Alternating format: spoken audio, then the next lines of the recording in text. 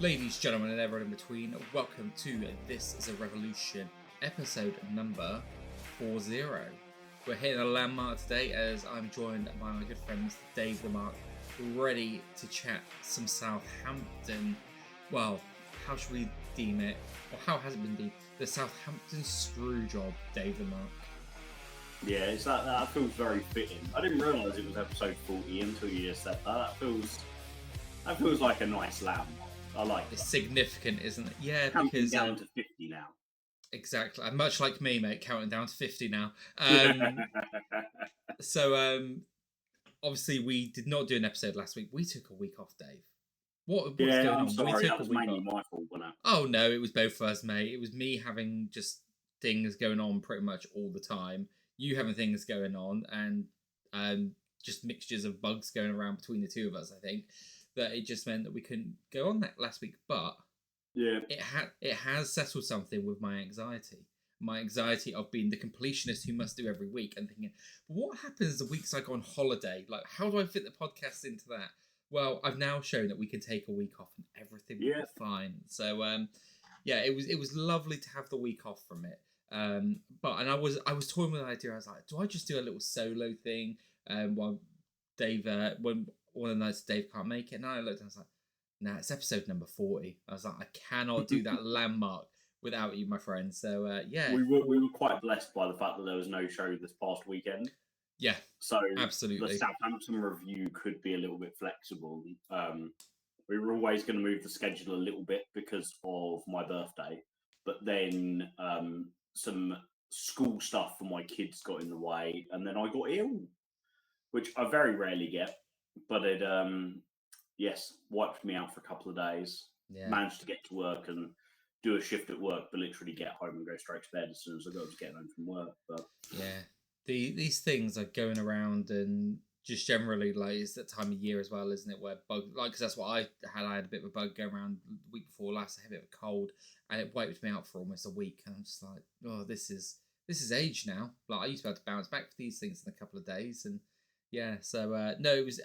I felt it was quite nice as well. Like you said, let the dust settle on everything, kind of see where the lay of the land is for this show. And knowing that we didn't have a show on Sunday to then try and do a double recap was quite nice. Yeah. Just like, we can just filter into this and all be so rosy.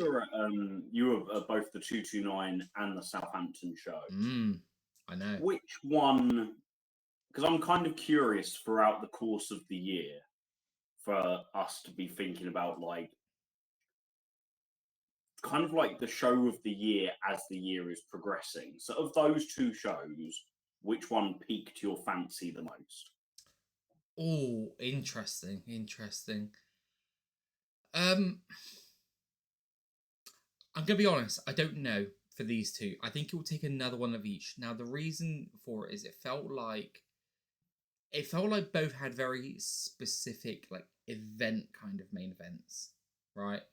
And things that aren't going to crop up in the calendar all the time, right? So we obviously returned, and that was the big thing there.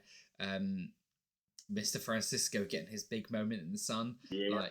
Like you kind of feel like both of these were that. And then I think much of what was underneath, for me, kind of felt the same. I mean, I think maybe the matches in London had the slight edge, but the on the night storytelling with a few things had the edge in Southampton. Yeah, I think that's really fair. The one thing that you touched on that I really like is how going into both shows there was no debate about what the main event was going to be. I like it when Rev Pro have got such a strong card that you could put an argument in place for any of those matches main eventing. Yeah. And the fact that they've got so many main event caliber wrestlers. You know, Robbie X can headline show, JJ Gale can, RKJ can, Luke Jacobs can, Michael Oku, Connor Mills, Kanji, Alex Windsor, Danny Luna, like any of these people, you're not going to look at and be like, ooh, that's a really random main event. But one thing I really liked about the last two was they had real spectacle moments as the main events. Yeah, it makes me be interesting to see how Sheffield compares, because right now I don't think it's really obvious what the main event of Sheffield would be. Nope. like I would predict that it's Manders and Oku versus Leon Slater and Liam Slater, but that's not a nailed on guarantee. Whereas Zoe Lucas's return and Francisco's title match were. I think for me, the Southampton show is my favourite of the two shows, but by not even like an increment level up. Mm-hmm. If the 229 was 8 out of 10, then the Southampton show was 8.5. Do you know what I mean? Yeah, Like really or razor if it thin was, margins. If 229 for you was 9, then Southampton was 9.5. I don't think it was a whole notch above, but I think the consistency was excellent. I feel like the energy in the room was excellent. Really, really enjoyed both. And I think for me as well, the last couple of Southampton shows have been a little bit up and down for me personally. Yeah. I've really enjoyed some moments and I felt really uncomfortable in other moments from sort of like just crowd engagement and matches that felt a bit flat, not because of what's happening in the ring, but because how much it's engaging people. Whereas I thought last Sunday, the 1865 was pretty banging all night. Yeah. Yeah. I thought the energy was really great. And the one, I did notice, right? And I don't know, like, and this might be a thing of just going to more shows across the country, seeing like different members of the crowd and whatnot. I noticed faces in there that I've never seen in Southampton before, but I've seen at the Electric Ballroom, who I've seen at the 229, who I've seen at Stevenage. People I don't necessarily know, but when you just go that often, you see those faces. I found that really, really interesting that we're now getting people travelling to Southampton. And I felt that changed the energy a little bit in Southampton, because I think in Southampton you've got a couple of things. Okay, I'm gonna be upfront with some of my feelings here, because it's my local one, and I feel sometimes like things can get a bit hijacked by some people intentionally. I feel by the crowd that normally stands under the balcony. There's an element there where I feel it gets hijacked for fun and games. And the first thing that I noticed was a different crowd came in there, and that brought a really different kind of energy to that ringside. That little group of people, didn't they? Yes, yeah, and Spike and I normally stand like adjacent to them. Yeah. But another group had gone in there, so it meant that they stood a little bit further away. And it, like each to their own, right? I've said this. I said this privately to people, but maybe not as much publicly. I am really starting to adapt the way that I think about this in terms of the responsibility is on the wrestlers to draw the crowd in. 100%, yeah. It's not a given responsibility of the crowd to engage. And like a comedian, doing a comedy gig in front of hecklers, and like a rock band performing a gig in front of 50 people, there's going to be crowds that are a tough draw. And that's not always a bad thing, because in terms of like developing young talent, like their experiences that they have to learn. Remember when we had Zach on, and he talked about how he would draw a hostile crowd in, how he would draw them into his match.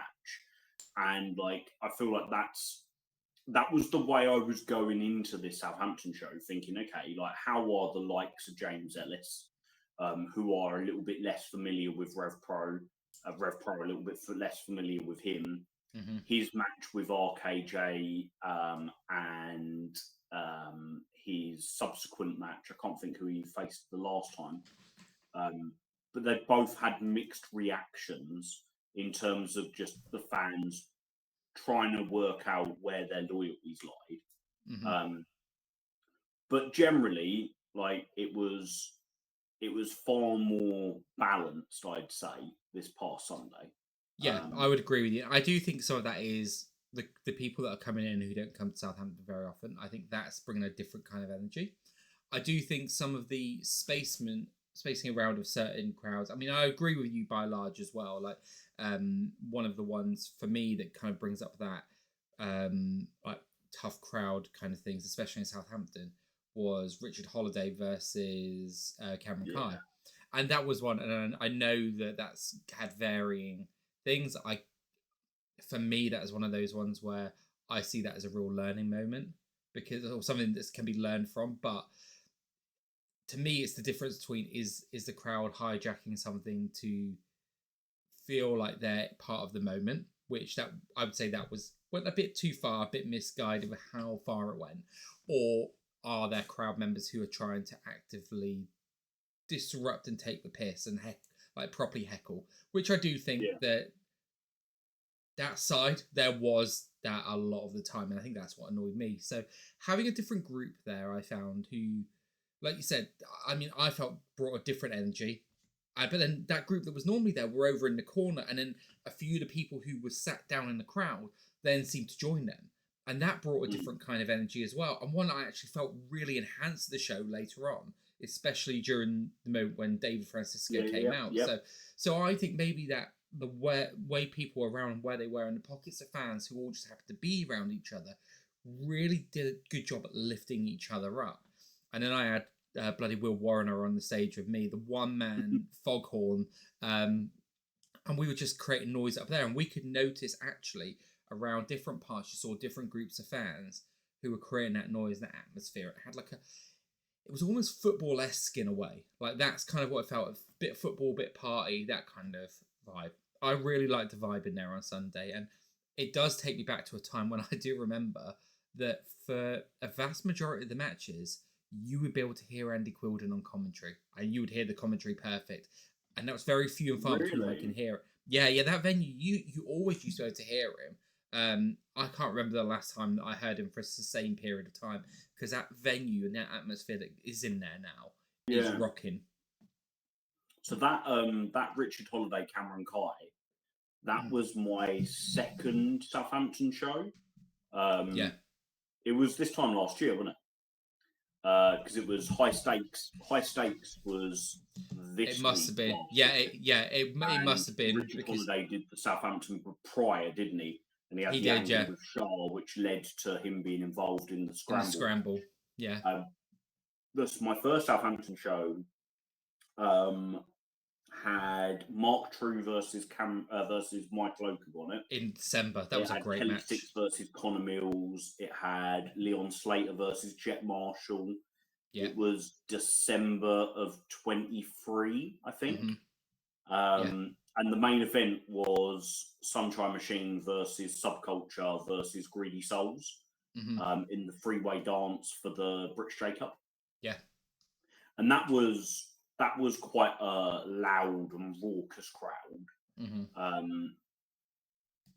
And it's Southampton's one of these places where I think when the crowd are kind of united in a positive way, it can be one of the best crowds on the circuit.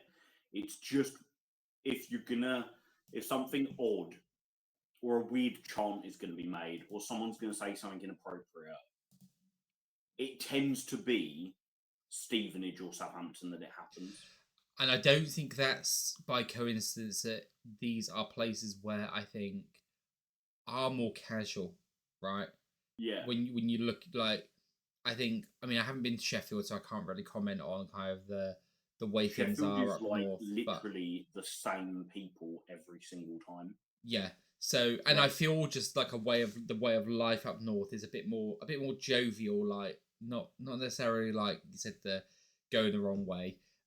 My first ever experience in Southampton was someone shouting something completely racist, and I was sat there going, not in this venue, but this was, to be fair, back in 2015. But it was an older man shouting something completely racist, and I was just like, oh, Southampton, cool. This is what we want to see. And so look, you kind of go to these places and you are going to get it, especially with I want to say some of these more city places that they're cities but they're not cities, like those kind of mixtures I find. And I would hate to say like you're going to get places like that, whereas I find you get some of your more, best way to describe it is cultural hubs. So like your Londons are going to have a lot of going on, your Bristols, places like that, they're going to have a bit more happening. I would suggest that you're probably going to get a different kind of crowd there.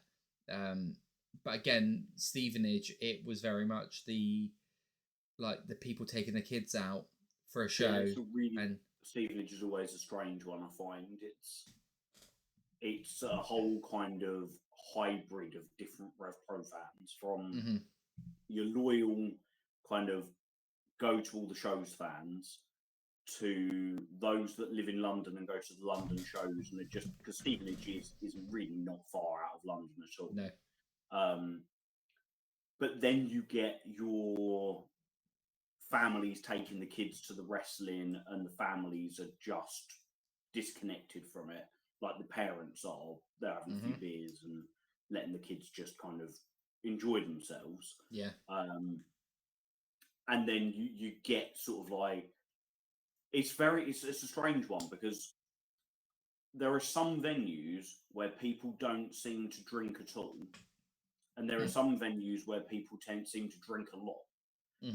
And I'd say that in Southampton and Stevenage are the ones where I would guess the most alcohol is consumed. They get the biggest bar bills out of the venues, and like there's nothing wrong, absolutely nothing wrong with having a beer at the wrestling. It's just as long as you can still remember the show at the end of it. And unfortunately, sometimes I don't think that some people can.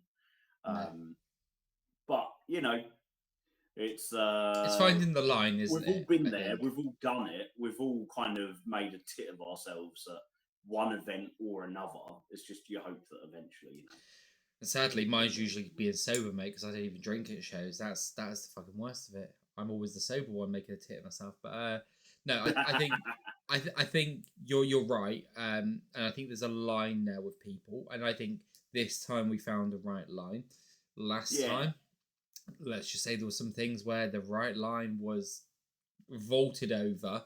One of the things I'm just going to kind of say as well, that with that situation and with a wrestler who arrived that day and someone who did make a tit of themselves, as soon as the wrestler arrived, the first thing they did was went over and apologized. And look, you should never get in that state and have that situation to begin with. But do you know what? Fair play for having the balls to go up to someone and just be like, "Hey, look, what I did was wrong." The incident you're talking about, the fella came to tell me about it, and my respect levels for them lifted a lot, because to have the bollocks to go up to a wrestler and say, "I stepped over the line last time. I'm sorry. I didn't mean what I said to be as offensive as it was." Yeah. And like that takes a lot of. And from my understanding, the wrestler didn't just give them a free pass and wasn't just like, "Don't worry about it." They were like, "Yeah, it was over the line." Yeah, I witnessed it happening. And it's like like that makes it even more of an awkward conversation. But fair play to them for doing it. Yeah. And like I say, we've all said stupid stuff, done stupid stuff at different points in our lives, haven't we? So yes, mate. Yeah. I'd be lying if I said I hadn't. I mean, maybe it's a coincidence, but I feel like this show hooked people in from the start, and I think that helped. Yes. I think JJ Gale and James Ellis starting.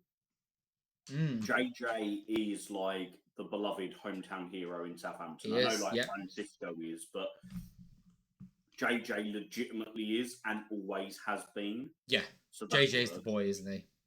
James Ellis is really good at working as a cocky, twatty heel. Yeah. So that works perfectly. I'd say this was his best opportunity to do that, because it was Shane Hooker that he wrestled last time, wasn't it? And last time, yes, you kind of had crickets for his match with Shane Hooker, because there were people in the crowd that didn't know who either of them were. And then the time before that, you had him versus RKJ. Yeah. And it was just after the news about RKJ and the photo in the gym came out, and it was a bit like, who are we gonna cheer for and who are we gonna boo? But yeah, I would say that was also in response. James Ellis didn't get the heel reactions he would want, because RKJ wasn't getting the babyface reactions that worked. But I also felt that show, because that was just after Global Wars, wasn't it? It was around that time. Yeah. And the way they've been positioning RKJ at that point as well was quite heelish. And I remember kind of thinking, actually, what is my motivation for cheering RKJ here? Like, yeah, he was a bit like he was neither column A nor column B, but not in like the Stone Cold Steve Austin yeah, like badass baby face, but more in the kind of like just a bit lost yeah, more than anything else. And I think that RKJ can potentially have a breakout, not a breakout year, that's the wrong thing to say, but like almost like a recovery year and yeah. get back to the levels that he has been at before he was I do injured. as well. Yeah, I feel like that can absolutely. happen this year Yeah, if they stick true to him just being one side of the babyface heel line and not the other. yeah. Agreed. I It think, works yeah. for a lot of people. I think Luke Jacobs it works for well, and Connor Mills it works well for. I'm not sure it works as well for Ricky. I think he just needs to be one or the other. Yeah, and I think it's because it felt like the other guys had their motivations clear for the year. Whereas Mhm. Ricky always felt like someone who it didn't feel like his motivations played out on screen as much as the other guys. Like Luke was Yeah, laser focused. All he wanted was that title. And then he comes out to the 229, first show of the year having lost that title, and you immediately know his motivations. His motivations yeah, are, right, fuck him, he can have that title. I've already had it. He can have it. I'm coming after the legacy that Oku's got, and that is basically holding all the titles. I mean, yes, you could argue if you want to throw in there can't get a J cut, which Oku also has as well. But pretty much everything else he can get. Like Oku's had, he can match him. He can be the only guy to match it. And straight away positioning your guy ahead for the year and going, okay, this makes complete sense why he is not going for the title. I don't feel that they did that enough with Ricky last year. no, And the Zazaya feud, I don't know how much of that was always going to lead to that third match being on the anniversary show. I imagine it was probably planned the whole way, and that's what they were going with. And then that match at York Hall just kind of took that ending out of it, so there was kind of a bit there. But aside it from also that, took Southampton out, didn't it? yeah, of So course it did, yeah, Ricky, getting his bell rung in York Hall meant the finish to the Zazaya match wasn't what was yeah, planned, and then he couldn't go to Southampton the following Sunday, yeah, so they couldn't do whatever they presumably were going to do to set the match up then. yeah, yeah, So yeah, that felt a little bit poisoned, didn't it? And I feel like there were a few times last year where it felt like they were bringing Ricky into something and then they pulled back again. yeah, There were a yeah, couple of times when Ricky and Oku was teased before it happened, which at the time I made the joke of it being like Andy Quildan's like edging the crowd with, teasing this coming together. But in hindsight, it felt actually a little bit more like the plan to bring them together at point A got delayed. mm-hmm. So then they planned for point B. Yeah, It felt like it was going to happen earlier on in the year. But yeah, I feel like this will be a really big year for Ricky. And if he so do I. keeps on having matches like he had on Sunday, I loved his match with Leon Cage. I thought it was brilliant. Again, Leon Cage is doing this incredible job of just basically like if we throw some words in which are not popular in wrestling, but Leon Cage is basically doing a job to everybody at the moment, right? Yeah, He's basically jobbing to all of the big names, and he's losing not 50-50 matches. The Leon Slater versus Leon Cage match weren't 50-50. Leon Slater had the lion's share. The one with Ricky was even more Ricky's match. It was probably about 75-80% Ricky. mm-hmm. But Leon does it so well. He does. Like, He he really is does. so good at being the bullied you know, like the victim of Ricky's bullying. He looked that I got.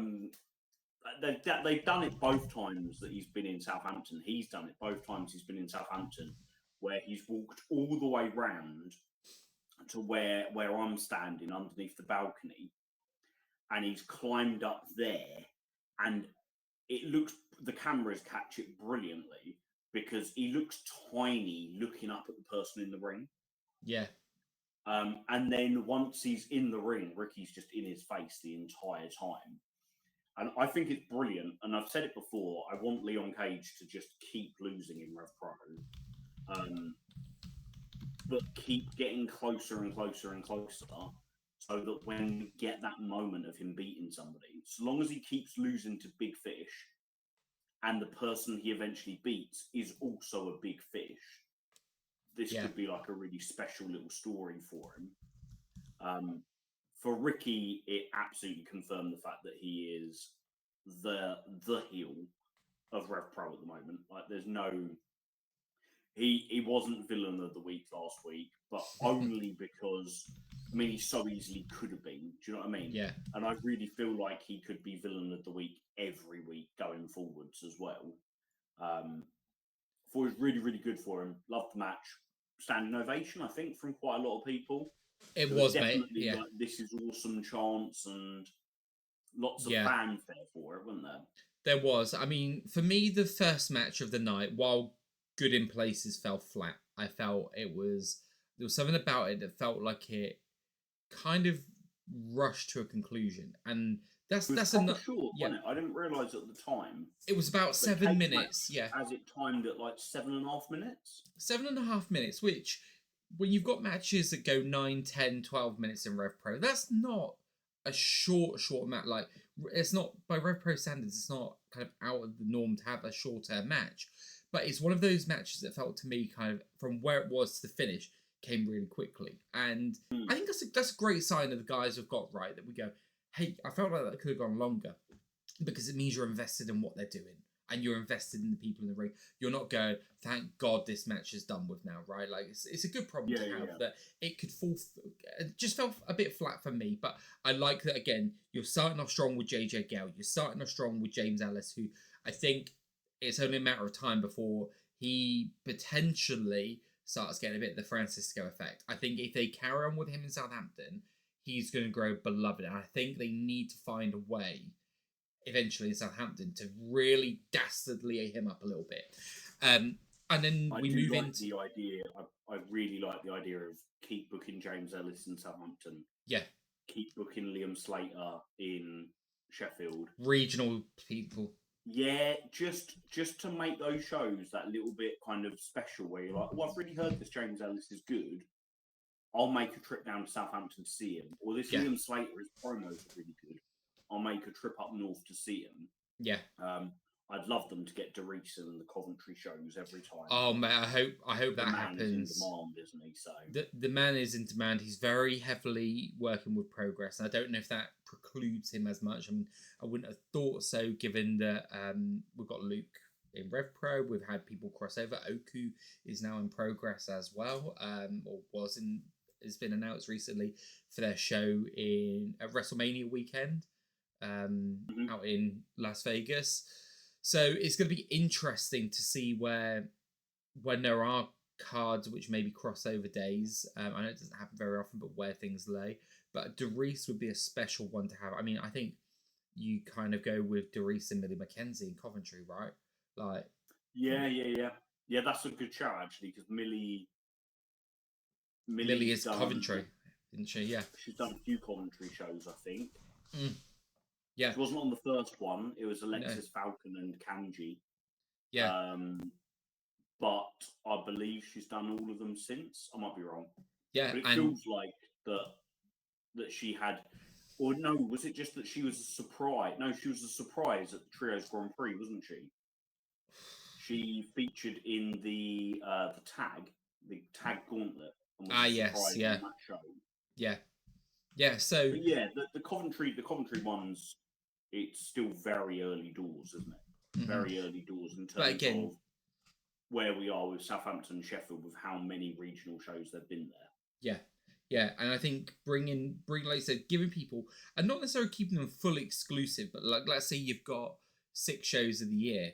Well, James Ellis appears on all of Southampton shows, whereas he might go to one London, one Yeah. Coventry, one Sheffield, and you do that. You rotate around, so it makes it feel special. Then when the other ones kind of come, it's gonna sound really stupid, but it's like what the NWA used to do with the champion, right? They go, we'll let them come out to your market right now. And it creating little markets in the UK, I think, is a really smart thing to do.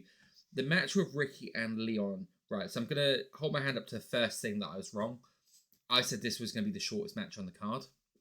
I said I saw this going sub 5 minutes.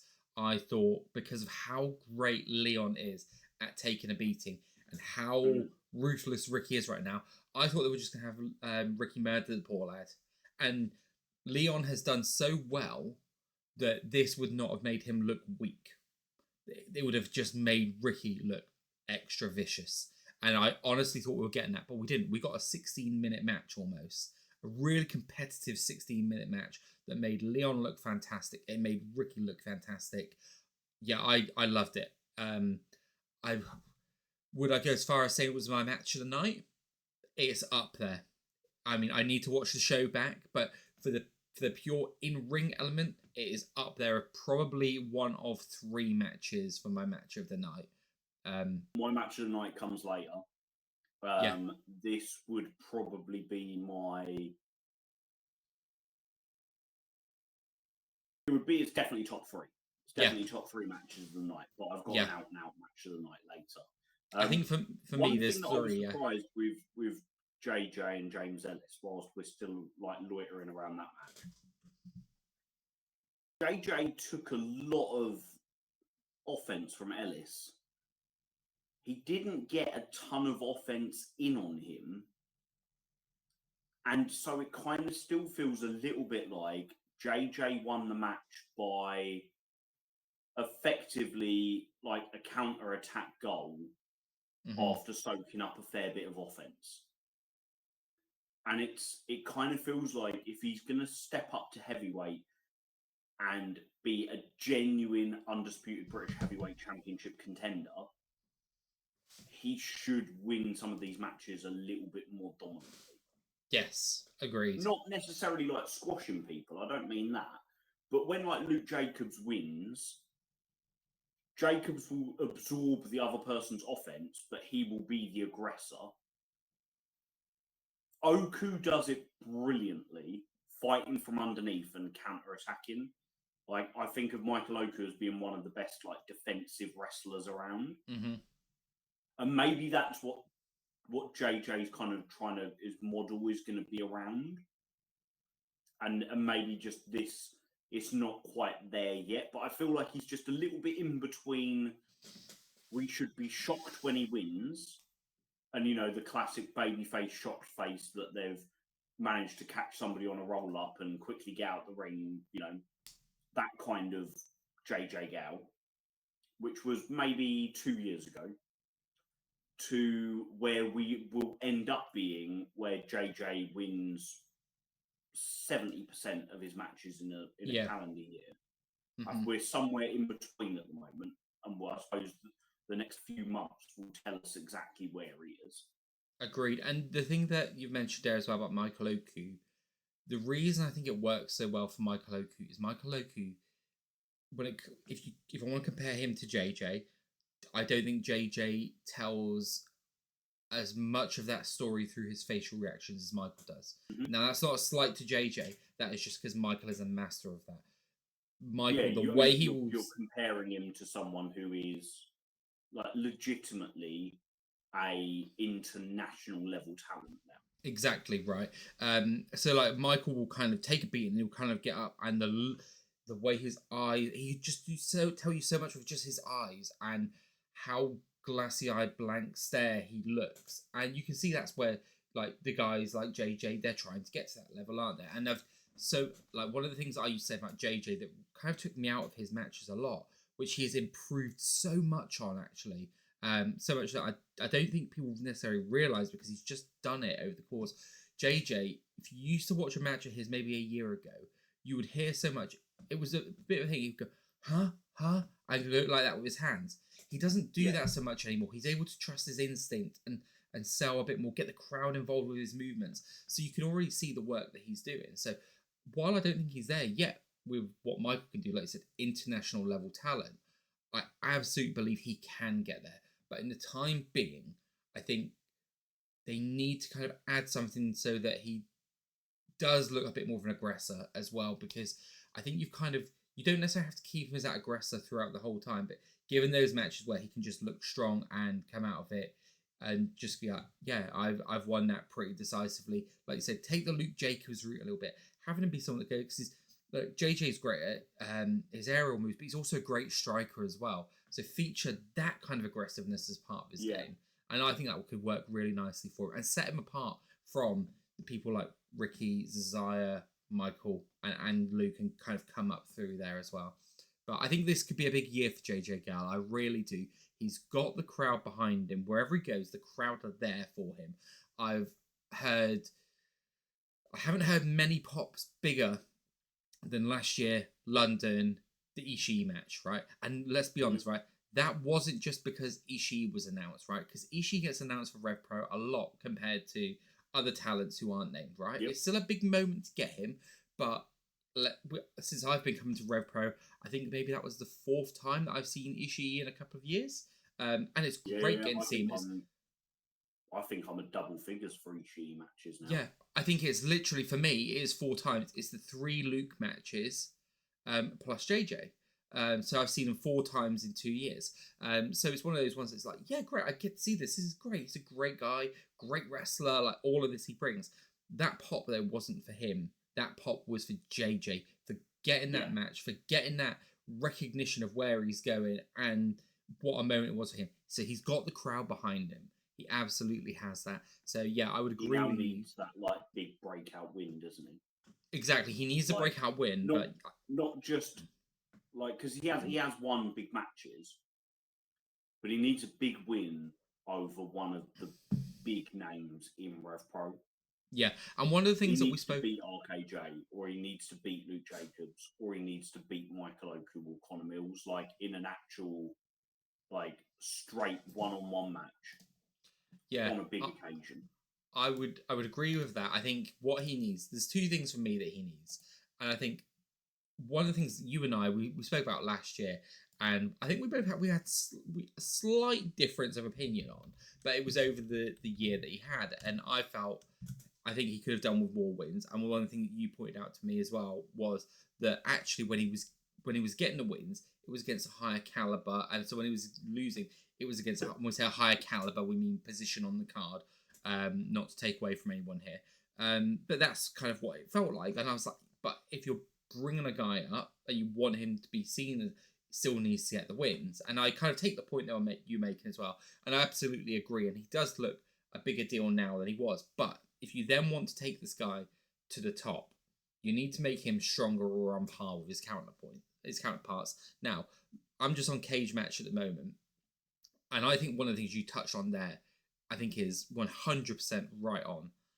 I think Luke Jacobs needs to be JJ's Ishii. That when Luke finally conquered that mountain, that's what Luke needs to be for JJ. The Luke Jacobs JJ Gale rivalry is one of my favourites in Rev Pro. Mm-hmm.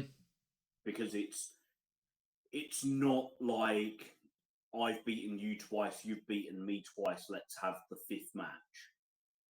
It's not the we used to be tag partners, now we're not tag partners, we've gone our separate ways, let's come back and face one-on-one. It's simply JJ thinks he's on Luke's level and Luke doesn't. JJ has had several attempts. I think he's had 4 matches with him now. Yeah, so I'm just looking at every single one. Mm-hmm. And that's such a more compelling story, because in Luke's eyes, like, fuck off, JJ. I've beaten you. Like, you've got, like, there's levels to it. You're not on my level. Piss off. So here's the other really interesting. Like, I really, really like that, because one day JJ is going to beat Luke Jacobs. Yeah. And it's going to be massive. I would agree, and I think that needs to. I think that should happen this year. I think you can get to that this year as well. Now, I'm just looking at his cage match, right? So 10 occasions since November 2021, they have gone against each other in matches.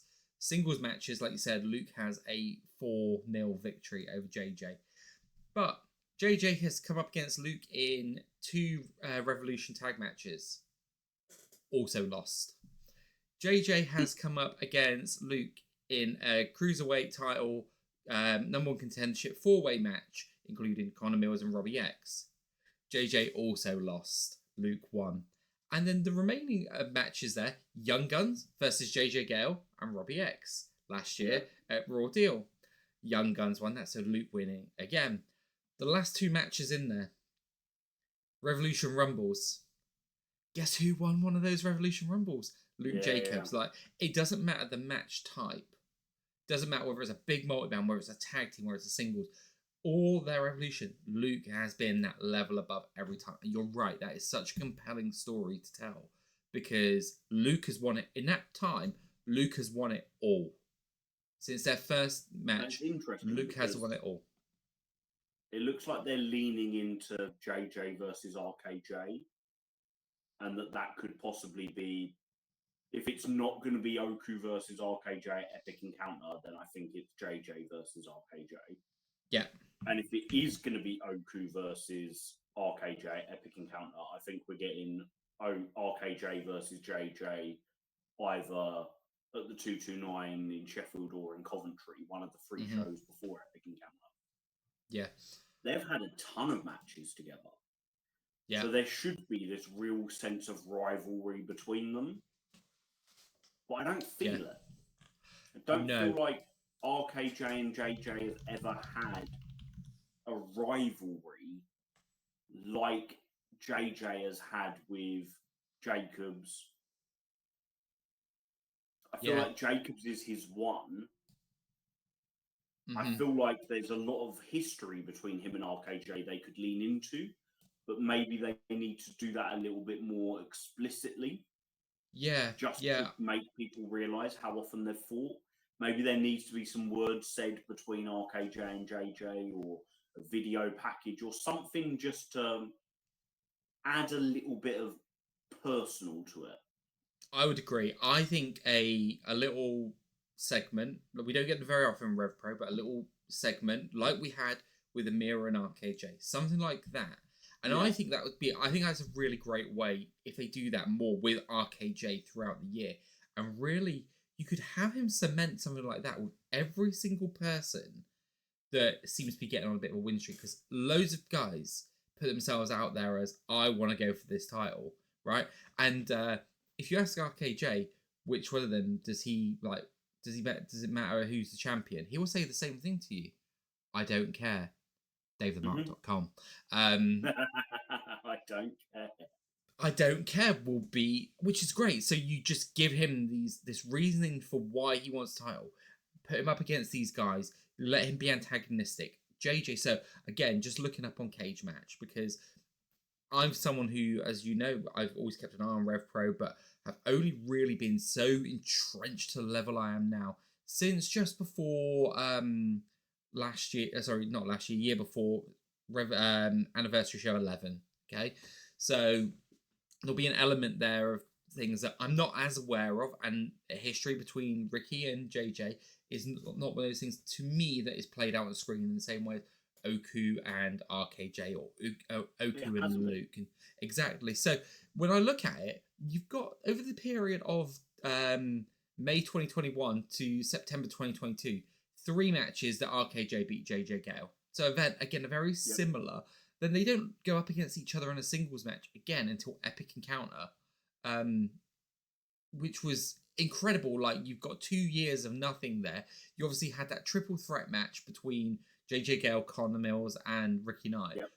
And then you had another match. So it feels like you said there's 14 matches overall, these guys, that when you include tags and rumbles and stuff like that, they've met up in.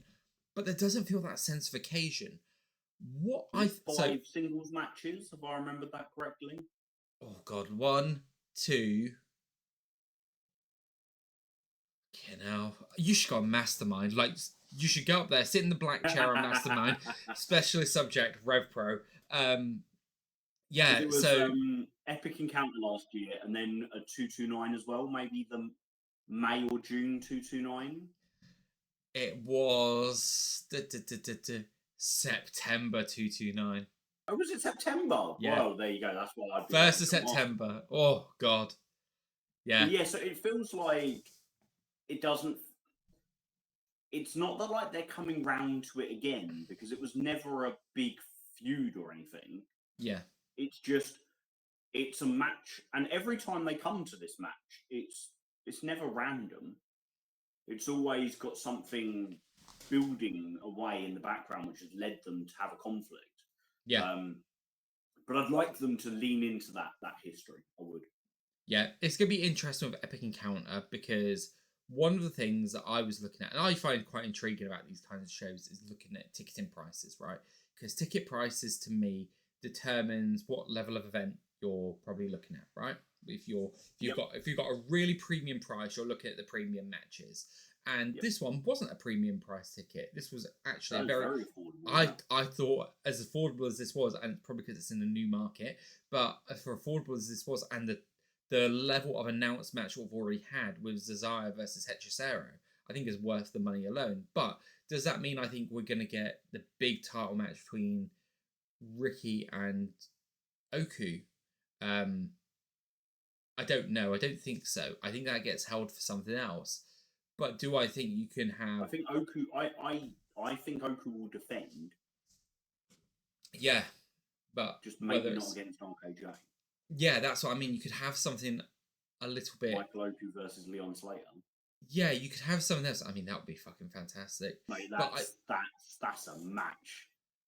But you could also. I know that there will be people out there that will look at an event and they'll count how many imports are on it, or how many big names are on it, or is anybody on it from AEW? Is anybody on it from New Japan? But Michael Oku versus Leon Slater is fucking massive. I don't think we need to be counting imports in the way that we used to. I think imports have a very, very, very different purpose in RevPro 2025, 2024, 2025, as they did in RevPro 2015 when I first started going.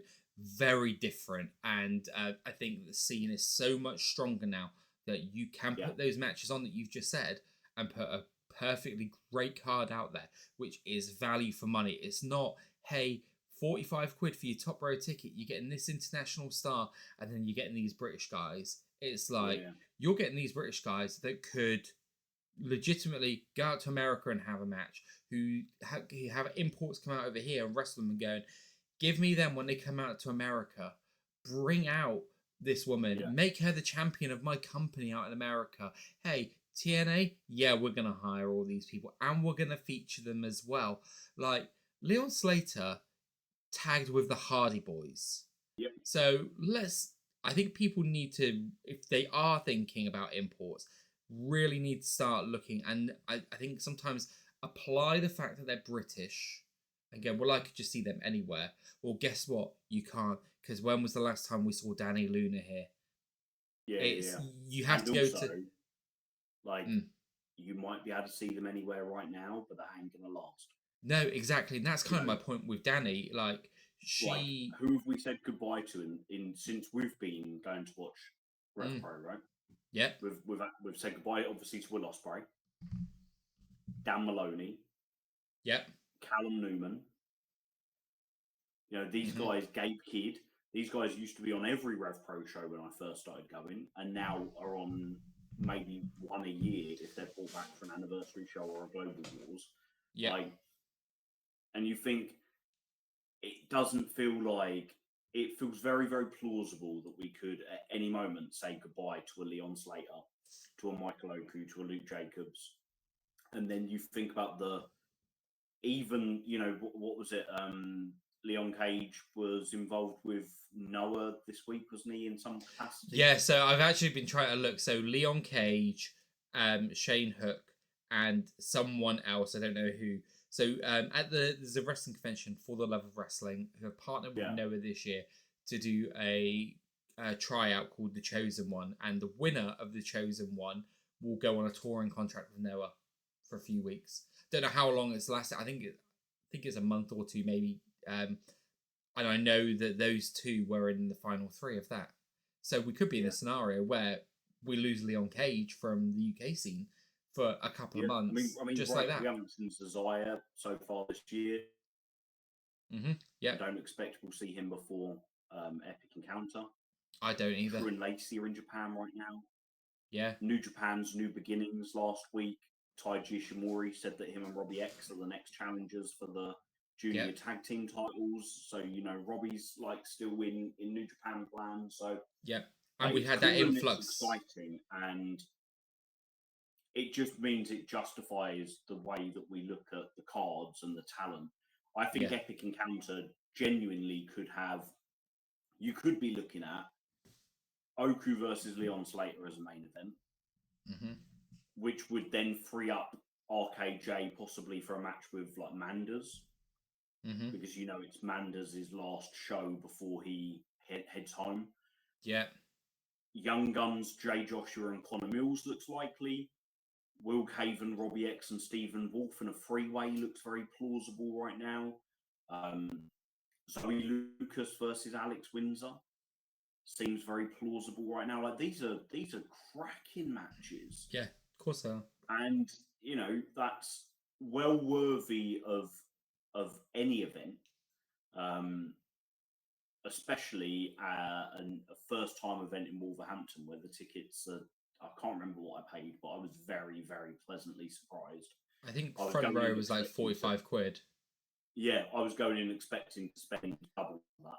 Yeah, if I'm honest. Yeah. So yeah, really exciting, mate. We knew going into Sheffield that there was going to be a couple of card changes. Chantel Jordan and Chris Ridgway had both pulled out and posted saying that they weren't available.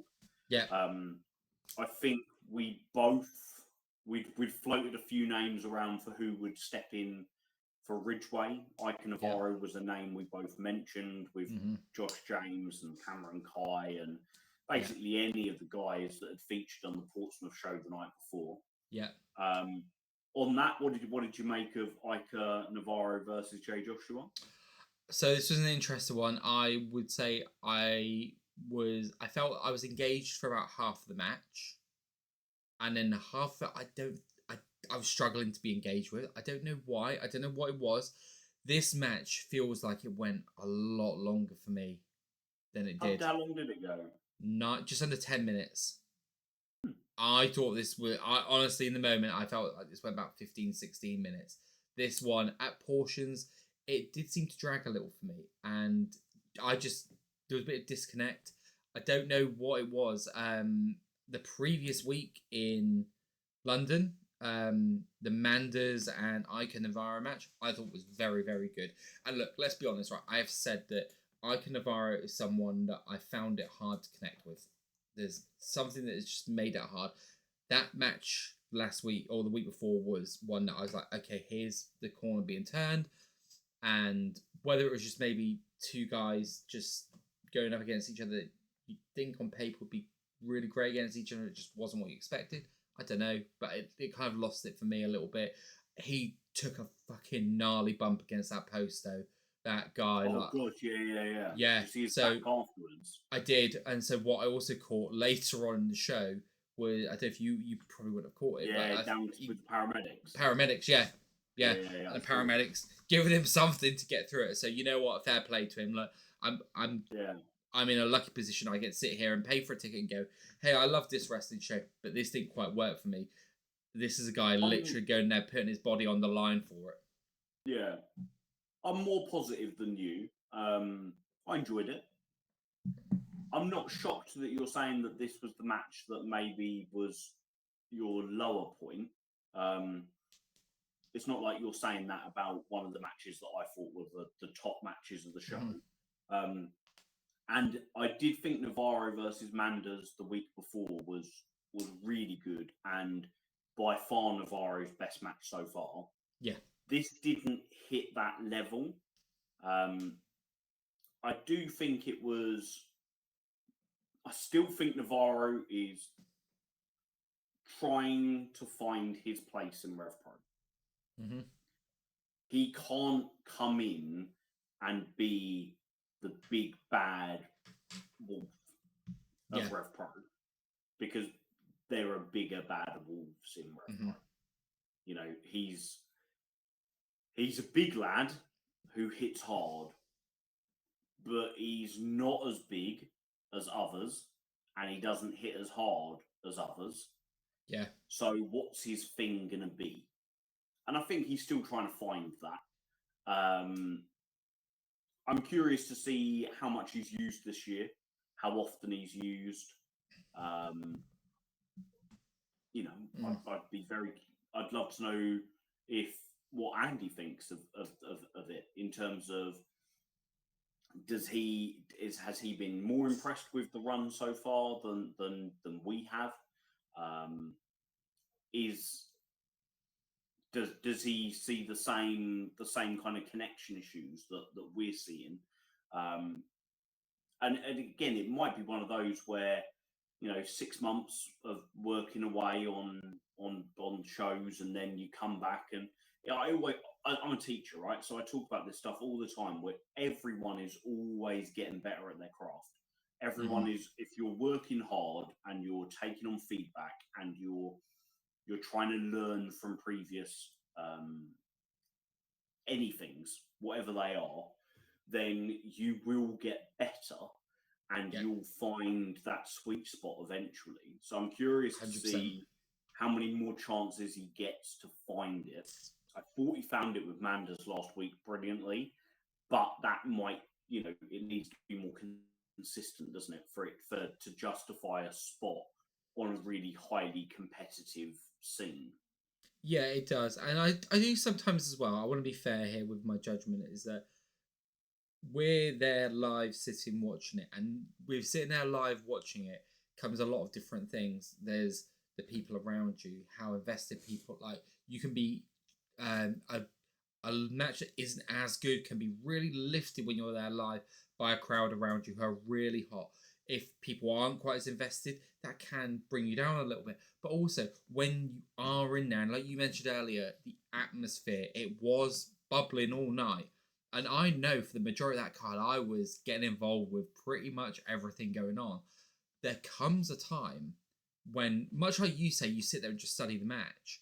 Like, Will, who sits next to me, he'll go to me, "Are you all right? You're not saying anything." I'm like, I just need to recover a little bit. Like, I don't have that energy all the time, and I feel that at some point a lull is going to come, and I just wonder whether that's been exacerbated more for me, and that's taking me out of the match a little bit as well. So it'll be interesting when I go back, because I will go back and watch this show because I want to see how elements of it come out. And obviously when we do our matches of the year, I want to make sure that every match that I see gets a fair shake, not just of the ones that I see there live and go, well, I can put my feeling to this, because if I'm going to grade matches on that curve of this match made me feel amazing live, I have to be able to see what it was like just going back and watching it cold, of not being in that room. Yeah, I agree. And I think that's a really important part of it in kind of assuming judgment to these matches. But with Ica, we've said that we've found it hard to see what his place is, but that Manders moment, he had it, so he's got it. We know he's got it, and now it's just working with Andy and the team to bring it out for him that bit more consistently. Yeah, I think that's very fair, mate. Yeah, and that match finished with Jay Joshua getting absolutely annihilated by the Young Guns, right? Yes, it did, and setting that up nicely. Looking chair shot to the throat, slammed into the mat. Which is great, because you've got a guy like Jay Joshua, who is not a small guy by any stretch of imagination. He's a strong guy. He's a bigger guy. So to have him getting manhandled like that really sends a message. What I really love about these teams as well is actually when you look at them, the types of wrestler and the types of build of the guys, they're very similar teams in a lot of ways. I mean, obviously, Jay's a bit bigger. He's a bit bulkier than Luke, and maybe does a bit more power moves. But you've got the guy who really leads with strength and big strike. You've got the guy who's a bit more. I mean, obviously Luke can do the technical, but you've got that technical striker more in Ethan in Mills as well. I think that when we get round to that, very comparable, aren't they? yeah, Joshua and Jacobs are a little bit further away, but yeah, they are, and so I think again we're setting the intentions with Luke and Young Guns, right? It was this is what I'm coming for, this is what I'm getting, and then you get them in that match the first time, get them in that match against Sunshine Machine, and again let's get back to that match then before we hit on some of the other ones around it. But this was another one that for me was up there with my top 3 matches on the show. Young Guns versus Sunshine Machine. Like I said, we all know Sunshine Machine as a team don't click for me enough in my I'm going to support these guys. But I can hold up when they had a great match, and they all, every single one, had their working boots on. I thought it was fantastic. I thought it was one of these great Star Wars makes fights kind of matches. I thought Young Guns looked really aggressive in the match as well, which again is kind of the story we're telling here. Is they are looking aggressive. Sunshine Machine, they want another tag reign. Like they want to be the guys that held the belts the most. Like so, you've even given them the motivation of what they're going for, which I think again is really important to have the motivation for all the guys involved, so that if Sunshine Machine do win, I mean I didn't pick them to win, but if they did, you know what the motivation is, rather than just we want to be champs. Actually, we want to be record-setting champs. This is the reason in there. I like this a lot. Yeah, what I really liked about it was how, again, it wasn't 50-50. Young Guns were the dominant team, but Sunshine Machine were the most fluent and efficient partnership. Yeah. So Luke Jacobs and Ethan Allen were, whenever it was one-on-one, they were dominating. But whenever Chuck and TK could team up together on Ethan or Luke, they would take the offense. And it's kind of like, feels a little bit like a twisted kind of psychology there, because normally it's the heels that team up on to isolate a babyface person.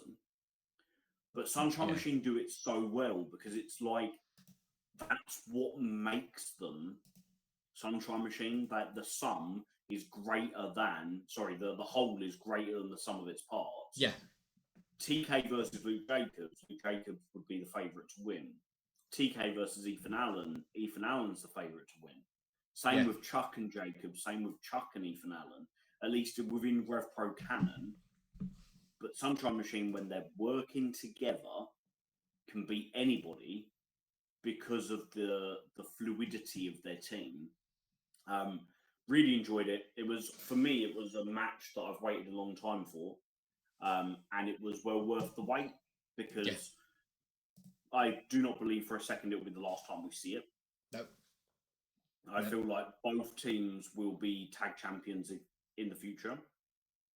I think Sunshine Machine will have a third run with the belt, and I think Young Guns will be champions before the end of the year. So I definitely feel like this match will get run back again, and then there's that, this is part one of a beautiful rivalry. Yeah, I did too. And look, we're a year's a long time, and we'll talk about when, like, the thing you always talk about with title wins, right? You obviously want a great reign in there, but it's always right, they've won them, so who's up next, right? That's, I think, as wrestling fans, we can get a bit carried away. Okay, so and we said this with Oku, right, when he won the belt. Well, who's going to be the guy to take it from him, right? We're always thinking about the next rather than living in the moment. So I think this is one of those ones where I would have Young Guns run wild until there's a point when you are doing something that determines the number one contenders, okay? And I know this is a real fast and loose thing that we can have in wrestling, where you can determine who the number one contenders will be, rather than just these guys have won a lot, so they're automatically the number one contenders. And I would have some way, shape, or form. I would have Sunshine Machine being the reason why these guys aren't.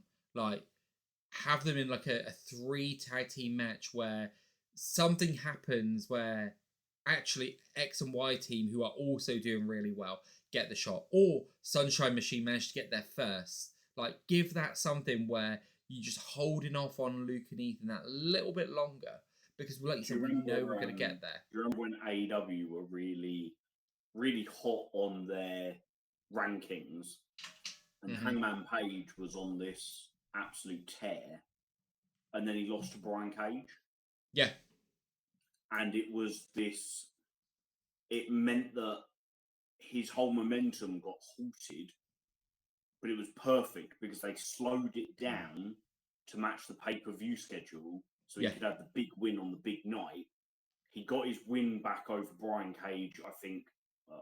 I can't remember which event it was. Maybe it was like Revolution.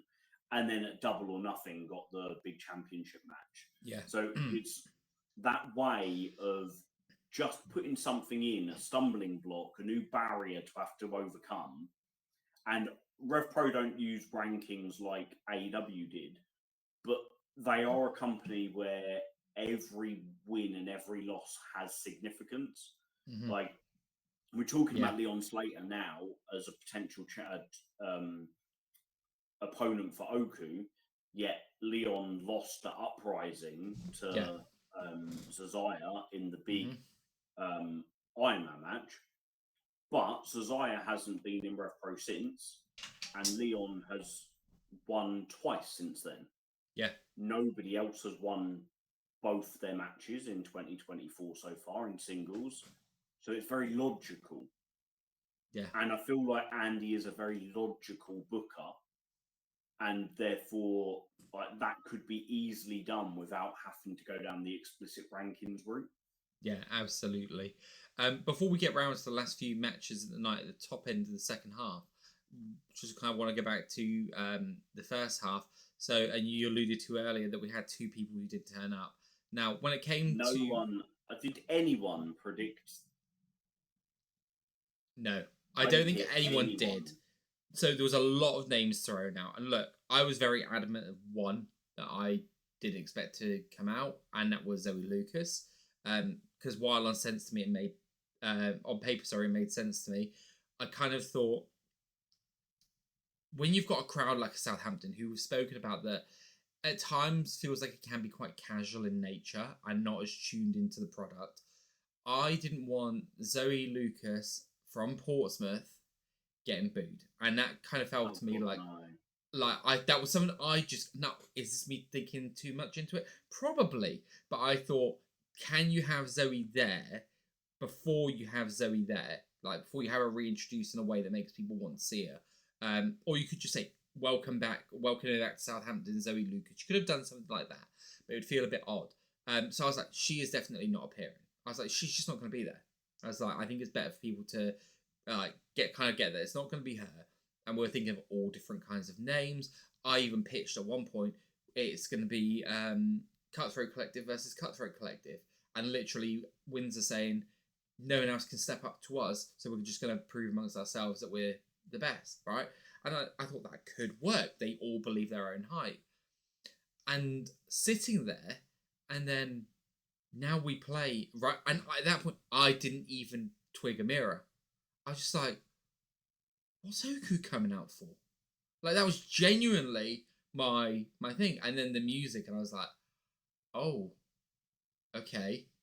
And it's perfect, right? Yeah. Because you want to. So Amira wants to prove herself as a wrestler in her own right. She's worked really hard to build up a skill set, because Rev Pro isn't where you cut your teeth and start out. It's kind of like the finishing school for British wrestling. So it's gonna be odd when they decide to book her for a match. Yeah. But here, you've got the perfect opportunity for her to just be able to step up and be like, well, no one else is going to be able to do it. No one else is here. Fuck it. I'll have a go. And now it's like, okay, so if Amira is booked for another show, it's now been canonized that she is a wrestler in her own right. That she, I know she had a match for like 4 years ago for Rev Pro but it's like that was pre-Michael Oku, that was pre the valet work, so it was all kind of like it was pre them being a package deal. Yeah. But now, like, yeah, now the options are there. I thought she did an amazing job. It's you can see how many skills that she has that are transferable, like absolutely. Facial expressions, the engagement of the crowd, all of that is absolutely nailed on. And the match was really, really enjoyable, and it made Alex even more kind of like the hated bitch, you know? Like, I was confident after the RKJ Leon Cage match, thinking RKJ is probably going to be villain of the week again. Mm-hmm. And then you think like Young Guns could easily have been it for the way they attacked Jay Joshua. But it had to be Alex Windsor for locking in the half crab on Amira and just trying to humiliate her on her big moment. Yeah. And that just, it works so well because it just adds to the love that already exists for Amira, and it gives even more renewed heat for Alex Windsor as someone that is just, you know, she represents the Cutthroat Collective, who we should all despise for how they've kind of treated everybody in Rev Pro. So it added some heat to the team that have kind of cooled down a little bit as we've got used to them. Yeah. I thought everything about it was just great. I think, like you said, it really exacerbates the evil tendencies of the Cutthroat Collective, of Windsor. I thought they did it perfectly, and Amira got what she needed from it. You had Zoe Lucas come out to even the odds as well. So it got her moment. It carried the stories on that's there. And from a little just like almost like behind the scenes sort of stuff, like we've obviously seen with other promotions that Amira and Windsor are like are good friends, right? They've tagged together. We've seen things like that on social media. So as much as the story we're telling in the ring, right, as people, imagine that like that moment wasn't supposed to be there for her, right? For Amira. But the moment became available and you were in there against one of your good friends and getting to share that moment with her. If you asked Amira ahead of time if you were to have one Rev Pro match, who would you want it to be against? I'm sure she would have picked Alex Windsor or Sapphire Reed. Absolutely. And the fact that she got in there to do that against Windsor, I just thought it was fantastic. It was everything you could have wanted from it. And I think for me, the best thing it does now, Dave, is it sets up Amira as a wrestler in Rev Pro. Because there was always this, we knew this was like on her list of things she wanted to do. And thank you, Amira. Thank you, Andy Quilden. One of my predictions is now true. So and I love it because you predicted it, and when you predicted it, I was thinking, nah, I don't think that'll happen. I don't think that'll ever happen.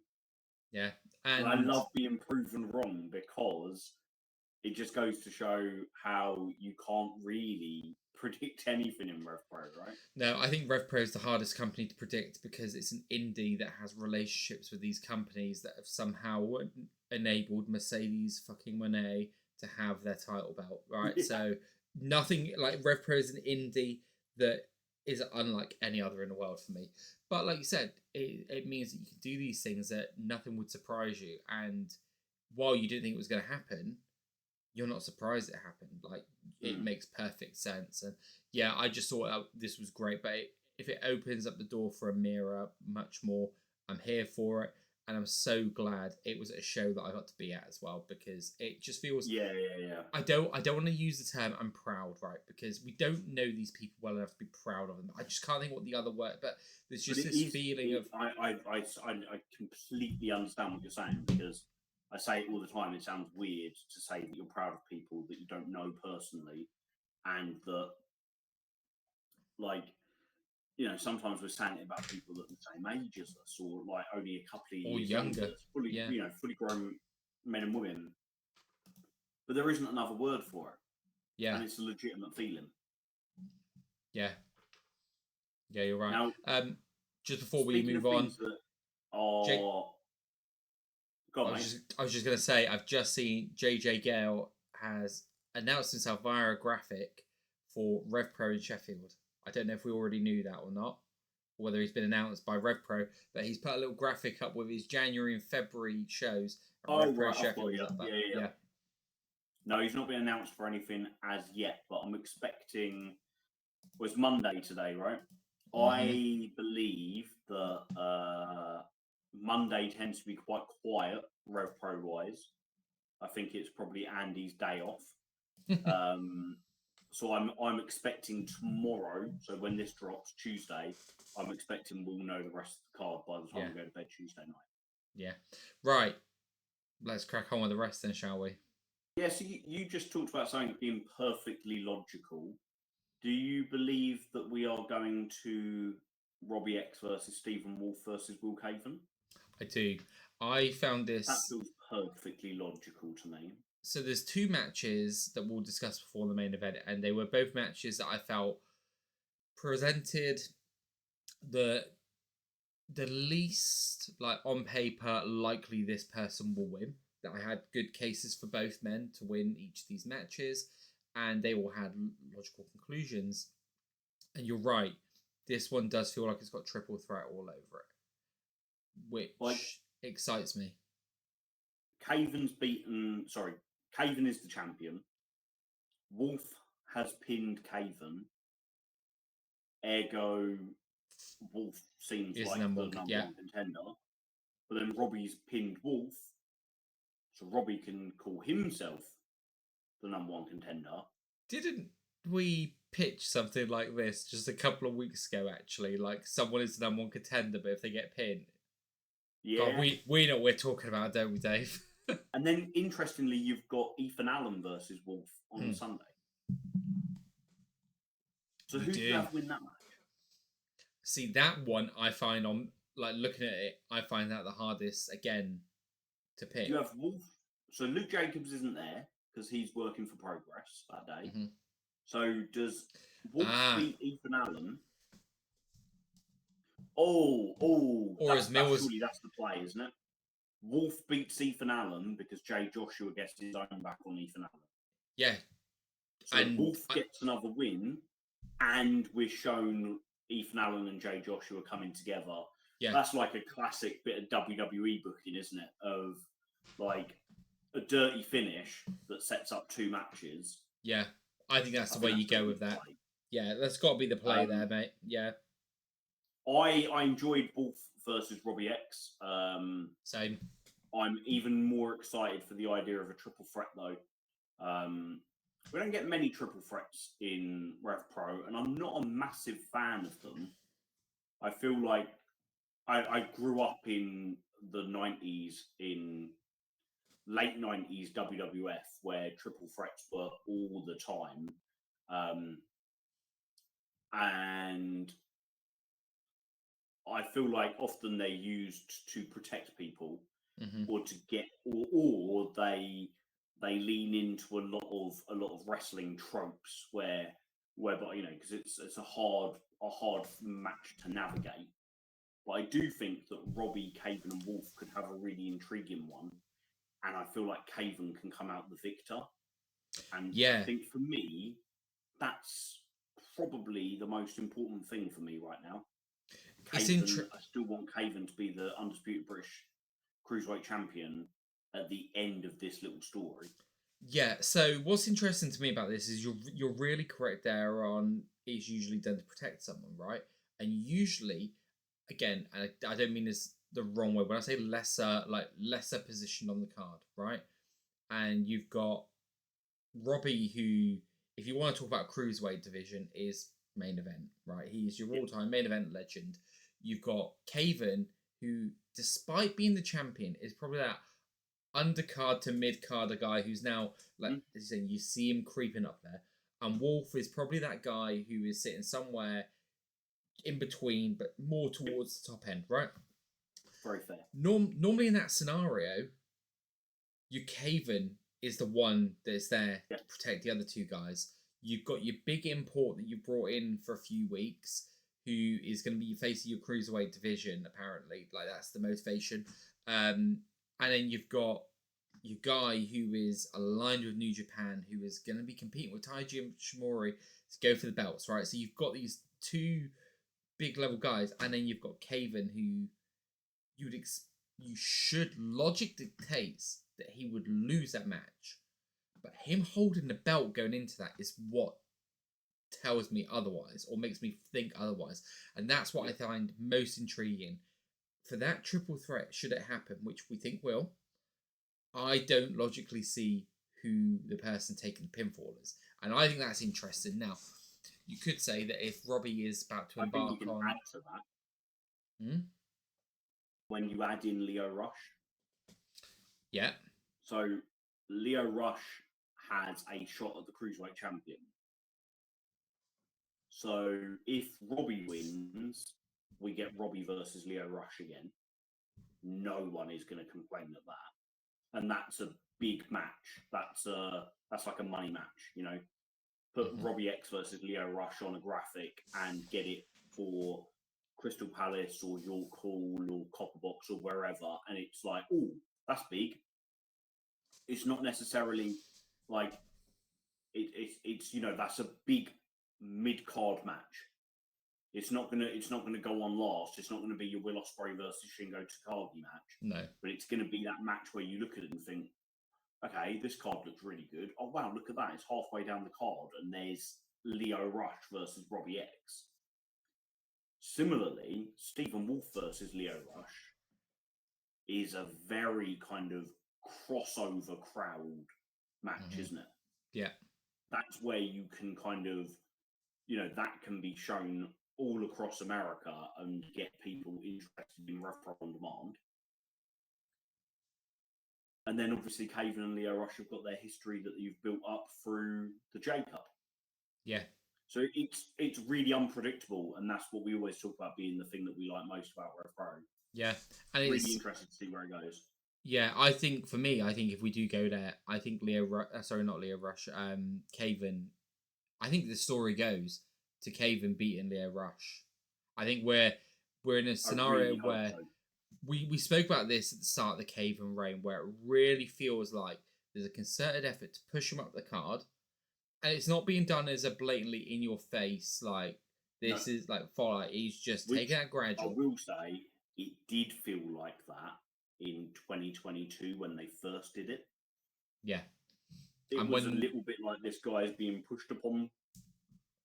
Yeah. And it's taken Caven. It took Caven the next 2 years, I think, to recover from that. Dave, how? So I know like they've really learned. Yeah, I know this channel is named after The Simpsons. How up there are you with your Simpsons knowledge? I'd only give myself like a 5 out of 10. I'm going to tell you to go and watch an episode called Itchy and Scratchy and Poochie. But effectively, that's kind of, in wrestling terms, that's what we're discussing here. We're talking about where they go, hey, we need a new character. And they just make this guy, like, literally go, this guy is the front and center of everything. And one of the jokes that Homer says is, when things aren't going well, they go, everyone should be asking, when Poochie's not on screen, where's Poochie? And that's kind of what can happen in wrestling sometimes, right? Is this is the thing, we want to make a thing. And yeah, you're right. And I think it's been done in a really gradual, subtle way, which there is no doubt in my mind that where Caven was before the title and where he is now is two different places. And he is better for it. He's going up against better opponents. He is improving as well, right? Exactly. And that's why I think we've had a big stream of import champions. Okay. And I get the reason for it. And look, I'm going to include GYV as an import champion because they're based out in America, right? So they might be British, but with their availability to come week in week just wasn't there. So you kind of want to have your titles around for a bit. And we've got one of the titles being held by one of the biggest wrestling stars in the world right now. So there's no reason why you can't have your other ones close to him and have them beating those imports as they come in. For me, it's who takes the fall in that match. if it should it happen. And we're talking hypotheticals now about something we don't even know is happening yet. But it's all really really intriguing. That is the word I'm using a lot for a lot of these divisions, because it's like, where are we going with this? The only one to me at the moment that doesn't have a definitive direction is the women's title. We're just waiting, and even then, Windsor still put out that challenge for Mercedes, like subtly put it out there, or not subtly, depending on how you look at it. And but that's cool the matches, only. I still think there's cool matches being played around within the women's picture. Yeah, exactly. With Zoe Lucas and Alex Windsor, and then you think, like, I don't believe for a second that Kanji is not on the Epic Encounter card. No. So I wouldn't be surprised at all if it was Alex Windsor versus Zoe Lucas and Kanji versus an imported name.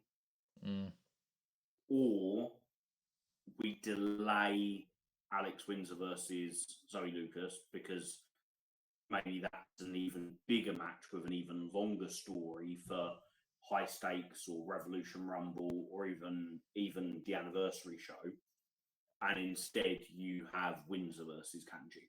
Yeah, exciting times ahead in that division. And like you said, even if the title scene itself doesn't immediately present it's all this is intriguing, the matches in there do. And that's, again, 2024 into 2025 feels like a real kind of... We saw it 2023 to 2024. These divisions have all been bolstered, and the women's was the last key to that.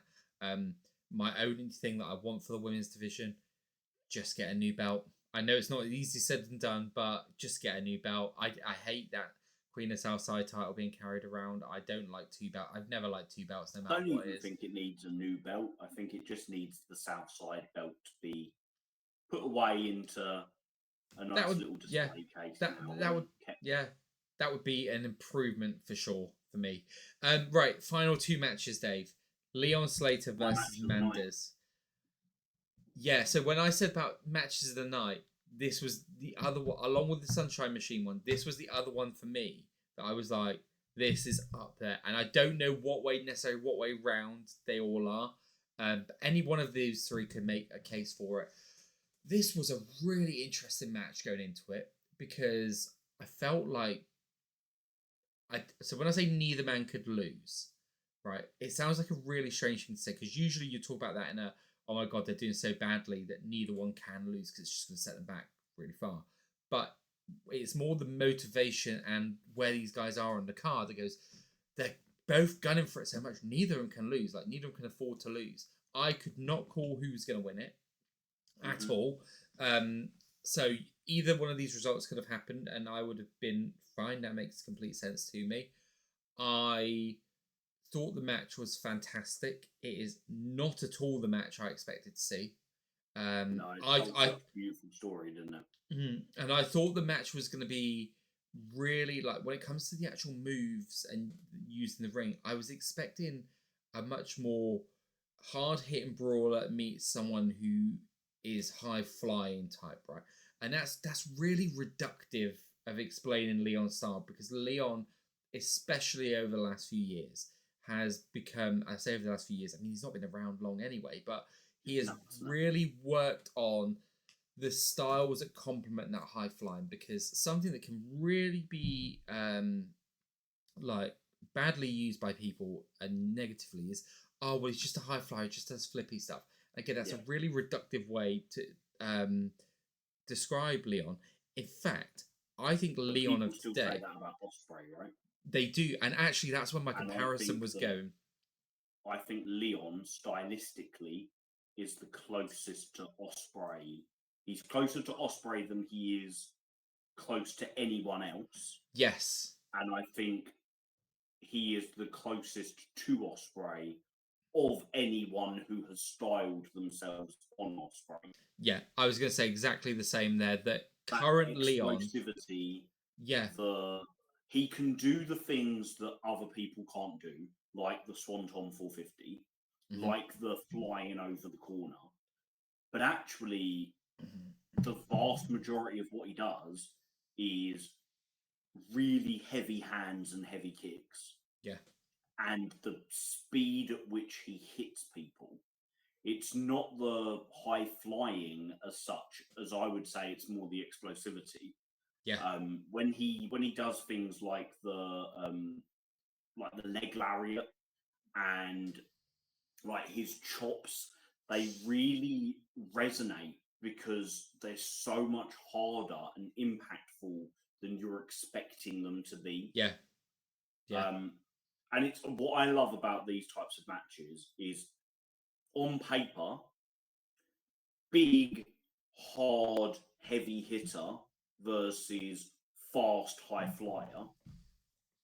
But actually, Leon and Manders are the same height. Yeah. Manders is no slouch in the ring. He can move quickly. Mm-hmm. Very agile, and man. Leon hits way harder than people realise he does. Yeah. So actually, you've got a styles clash between two people who actually really stylistically complement each other. Yeah. Yeah. I adored it. It's my recommended match for this week. So I've got a little article coming out singing its praises this week, and it will go on the This Week in Rev Pro History watch list. I think that's 2 weeks in a row Leon's had match of the night for me. Mm-hmm. I think he's on, to use an Osprey phrase, he's on another level this year. Yeah. Manders, genuinely, please don't go home. Yeah. Just move Stay. to the UK and come. Let us come and see you every week, because I think he's going to be really, really sorely missed. I do too. There are still so many more matches that I am desperate to see. I want a Manders Zazaya run. Do you know what I mean? Like, Zazaya came for a couple of shows and really stood out, and he just never left. He stayed for the rest of the calendar year, and that's what I want from Manders. Yeah, same. He's really found a niche for himself in that roster, and that's what Zazaya did as well. Like, it felt like he just came in and made a space for himself. And Manders has this incredible way that he connects with people, and that evidenced itself by how loud the crowd were when he was out there. I was quite interested for that for Southampton, because I think there's the smallest crossover between the Southampton crowd, and any of the other events he's performed at so far. Yeah, agreed. Yeah, they were all over him from the moment he came out, weren't they? Yeah, and it's not like even then. So I find sometimes it could be, if the wrestler has been at the merch stand, they've got the chance to go and see them and explore their personality beforehand, then go, weren't they a cool guy? Like, I'm going to get behind them tonight. There was none of that. He didn't come out till right at the end of the night. Also, just while we're talking about this, I just want to say shout out to Luke Jacobs for wearing a Brian Bedondi t-shirt from Phone Jacker. Top tier stuff. You people in Southampton are uncultured swines for not getting it. Back to Manders. So he, like, you didn't even have the chance to like go and speak to him beforehand, get to know him, and go, I'm going to cheer for him. They were right there from the off. It was great. There are going to be. I'd genuinely be, if Manders was here for the whole year. Obviously he's not, but if he was, I'd be fascinated to know how many wrestlers have their best match of the year against him. Mm-hmm. You know, like how last year, the number of wrestlers where you could say their best match was the one they had with Zazaya. Yeah. I feel like Manders is in a similar position. Like, I can't see Leon having many matches this year that I enjoy more than that one with Manders. No. I can't see Ike Navarro having any more matches this year that I enjoy more than the one he had with Manders. Like, no. And that's just two people that he's wrestled so far. Yeah. And we know his chemistry with Luke. We know his chemistry with Josh James. Like, we know what he's got there with these people. I mean, look, I'll be up front. If he was saying that he can mix it up with different styles as well as me there. Yeah.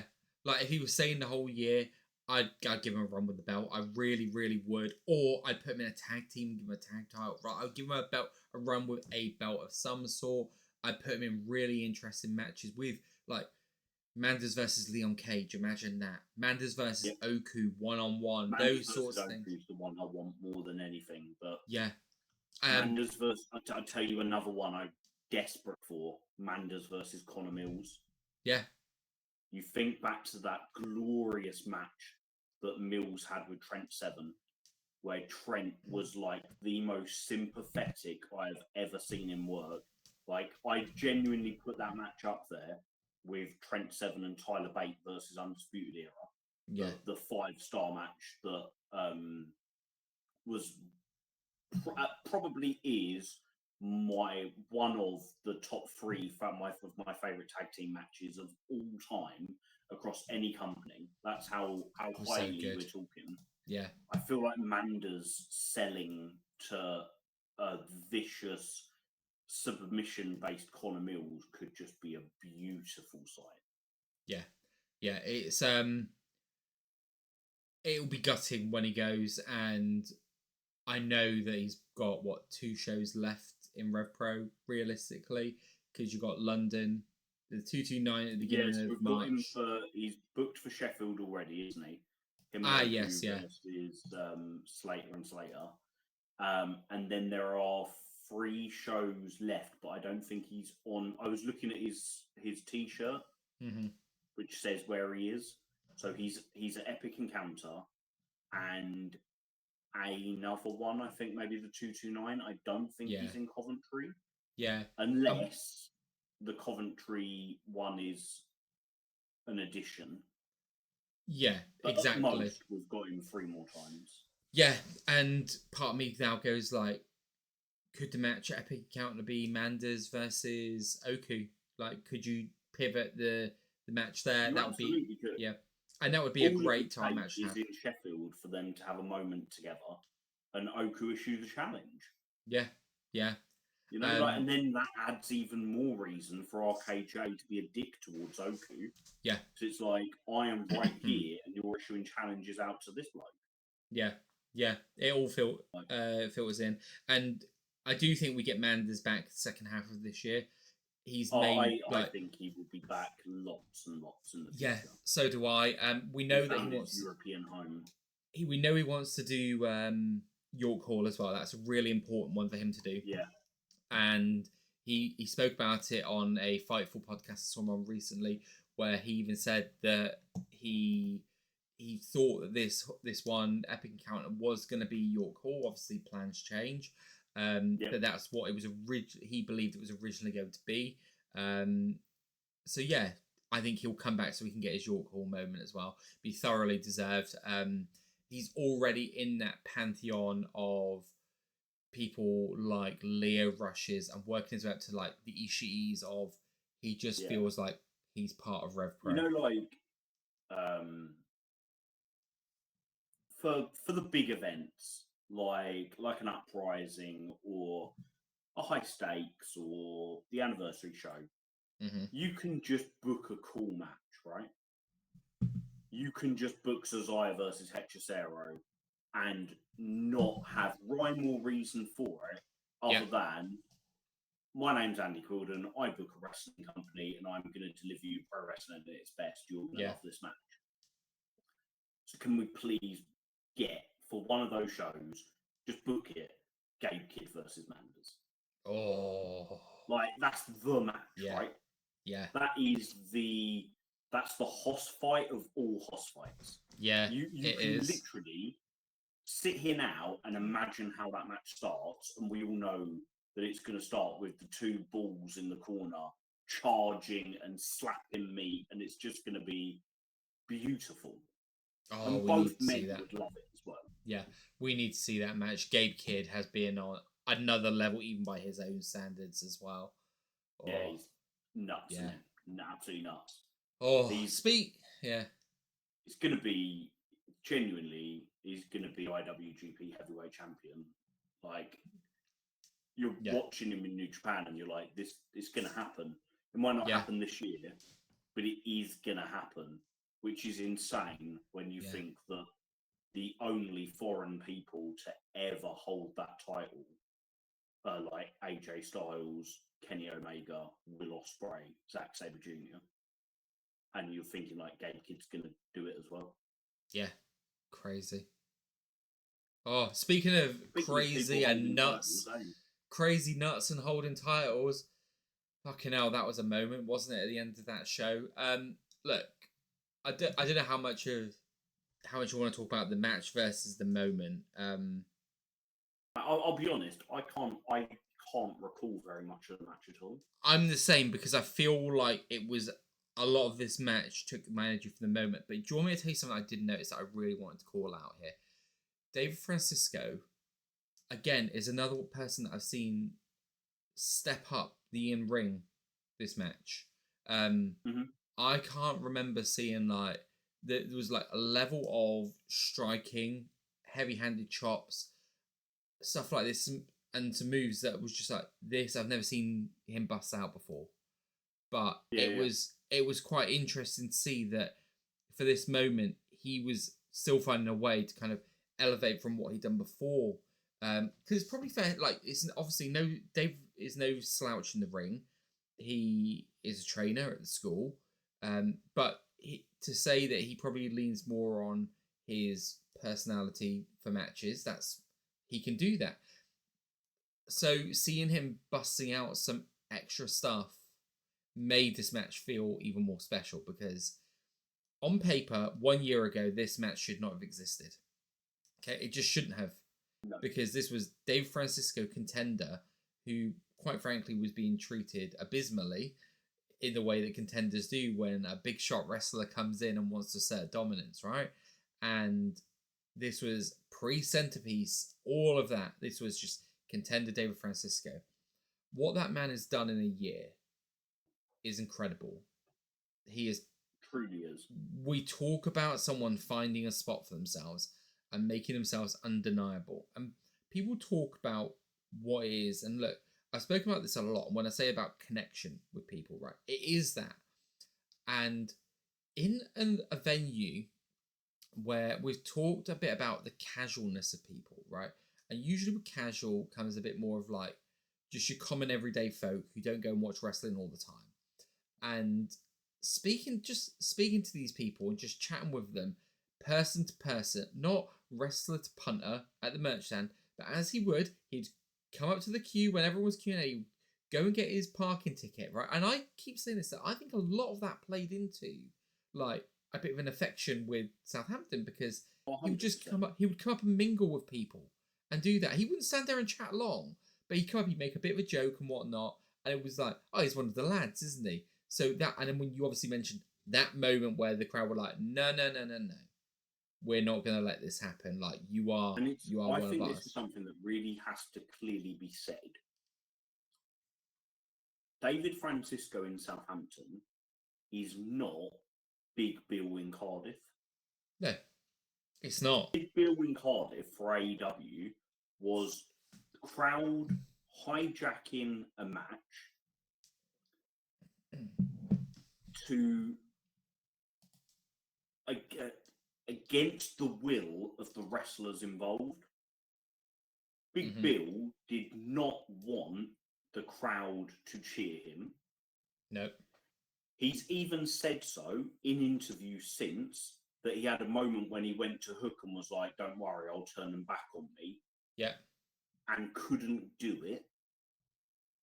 For me, that was a crowd that was bored, who were trying to get some engagement out of a situation. This is nothing like that. Francisco has cultivated this. This is not, I've seen the phrase bizarro world and like that be used, and people talk about like the Southampton crowd are a bit weird and that it's like it's just something that they decided to do. But that's not, like, we've been there. Like George and I have been at every single show from when this first happened, and literally, I tell you now, when Francisco came out and he cut the centerpiece promo as a heel, I had Spike sitting next to me, and Spike literally just nudged me and was like, no, like, I'm not booing him. It's fucking David Francisco. He's our hero. Mm-hmm. And it was like from that moment where he started up the cheering and other people joined in on it, Francisco has basically made money out of every little opportunity that's come up. Yeah, he has. From playing, like talking in his videos about the stuff that's happened to him in Southampton, to making, having the respect match and that angle for Southampton. He has been front and centre of every Southampton show from that moment onwards, whether it was trying to manipulate Sunshine Machine to the match with Shah Samuels to the championship match and the Revolution tag before it.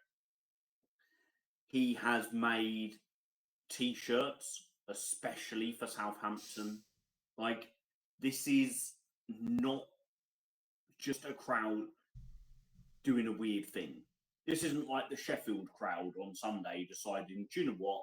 We're going to make Richard Holiday our favourite. We're just going to cheer him no matter what he does. Like, it's not that. No. It's something completely different, very organic, and very cleverly taken advantage of by a very clever wrestling mind. And I genuinely loved all of it. Dave, and when he won, I'm literally standing there looking, thinking, Andy will come down, won't he? And Andy's going to come down and say something's wrong. So you're looking, that's not happening, and then you're thinking like, how they're going to do something? They have to do something.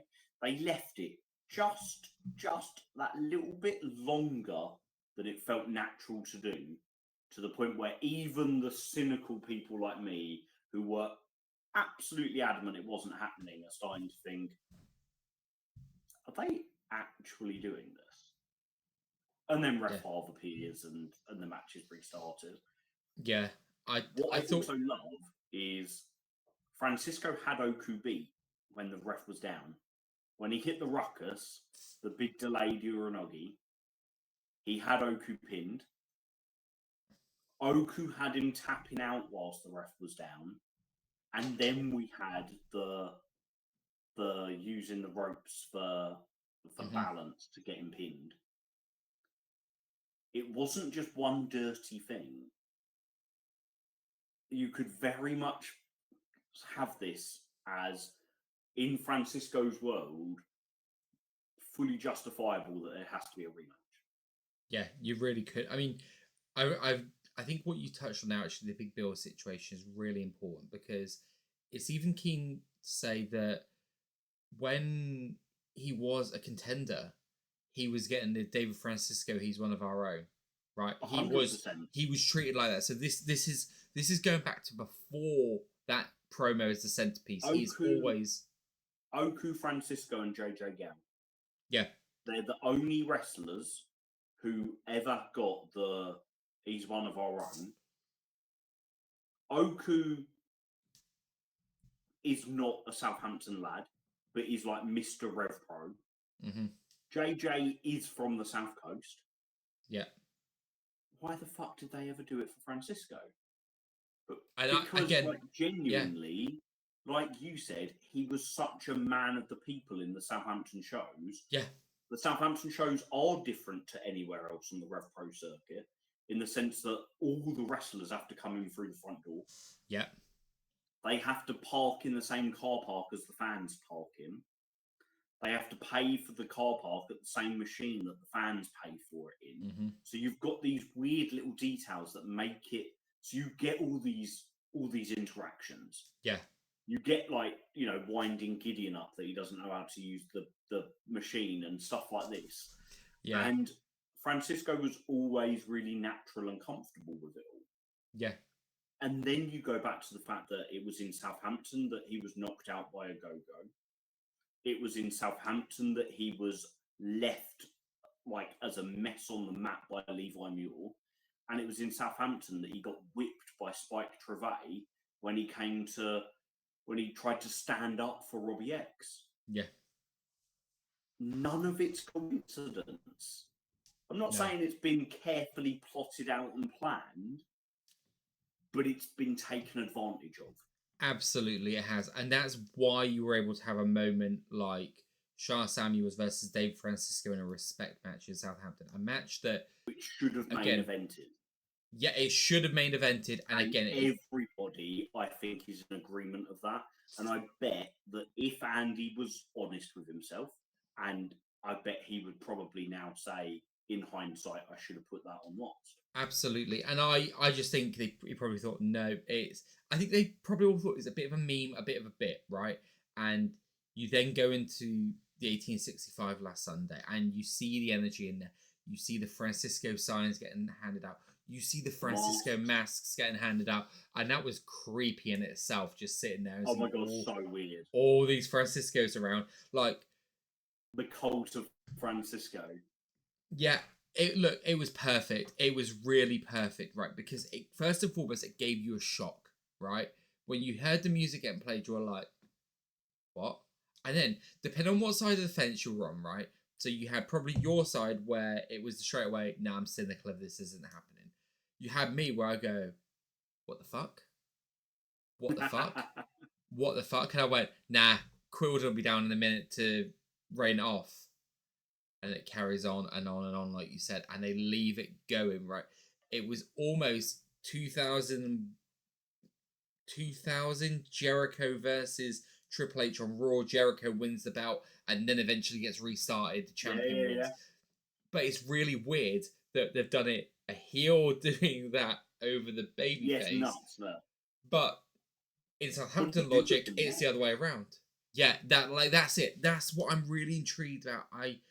I can see a situation where Francisco really leans into this everyone's against me kind of thing. Who does that lead to? I don't know. I think that the next Southampton show should be main evented by Francisco versus RKJ. That would be good. And I feel like it would make the absolute heel monster out of RKJ and continue to babyface Francisco. And everywhere in between, he can cut Weasley promos as the Volvo salesman, or have matches with people where he will get booed. Mm-hmm. You know, like have him have matches with like a Cameron Kai and cheat to win.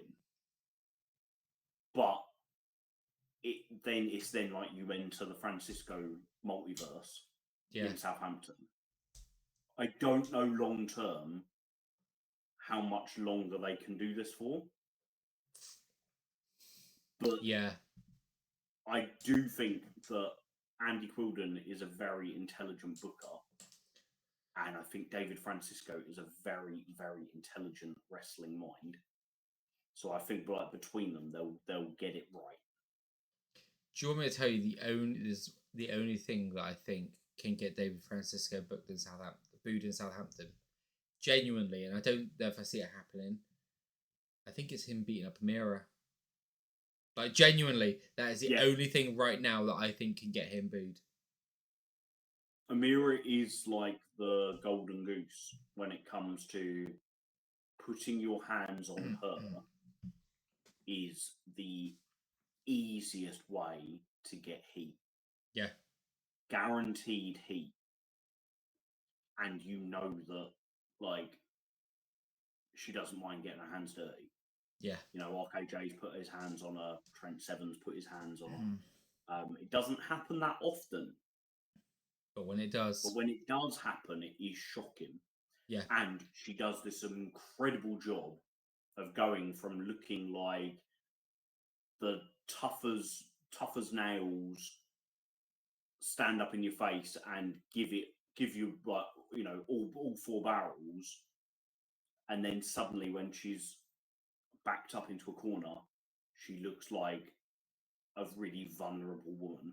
Yeah, agreed. And you know, she has this ability to kind of like remind you of people in your family. Like my mum was a tough woman. She could give it to you. Like she made sure we all grew up being able to stand up for ourselves, and she could stand up for herself. Mm-hmm. But she was also my mum. Like everyone's got like a sister or a mate who's like that, who who can give it all the talk, but at the end of the day, you would do anything to protect them. So you kind of like go around thinking, oh, they can protect themselves. They don't need me. They're tough as old boots. But actually, we all need to be protected from people like Ricky Knight Jr. or a very angry David Francisco potentially. Agreed, mate. Now there is one thing that I just want to add before. Two little things I want to add before we finish up. One, I loved Oku parading the belt around like it was John Cena in the ECW arena. Loved that. Thought that was fantastic little nod. Yeah.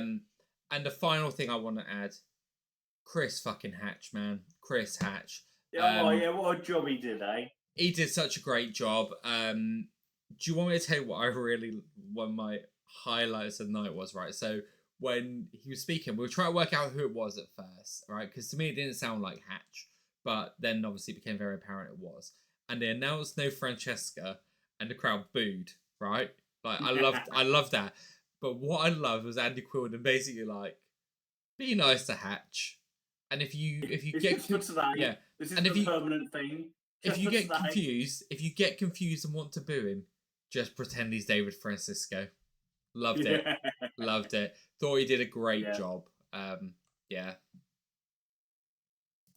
what a show. What a show. Great show. Really great show, which ends in a way that just leaves you thinking about what is going to happen next. And that's what a good wrestling show should do. So, and you know what? We've had two shows this year. We've got in Leon Cage versus Leon Slater, a match where genuinely I think people are going to be talking about it at the end of the year for match of the year contenders. Yeah. And in Francisco winning the title and having it taken away from him, we've got a moment of the year discussion. And can't ask for more than that. You cannot, mate. You cannot. What a wonderful day of wrestling it was. We are back in Sheffield this weekend. Already shaping up to be a wonderful card up there as well, which I know you'll be pleased to be there in person for, my friend. I will, mate. Are you at the 229 the week after? I don't know yet. I have a gig booked that I'm going to, and I'm going to wait to start seeing match announcements drop. So I'm at a gig on the Saturday night as well, and potentially a gig on the Sunday night. It's a Rush tribute band of all things. That is random. But if the card starts shaping up nicely and the train fares allow, I might sneak a sneaky 229 in there because it was worth it last time. And now that we're starting to get that time of year where weather's starting to get a bit nicer, train journeys are a little bit less dark and miserable. Yeah, I suspect you may well see me there. Right, my friend. Been fun to chat to you as ever, but it's time to get ourselves out of here. Cheers, man. Catch you later.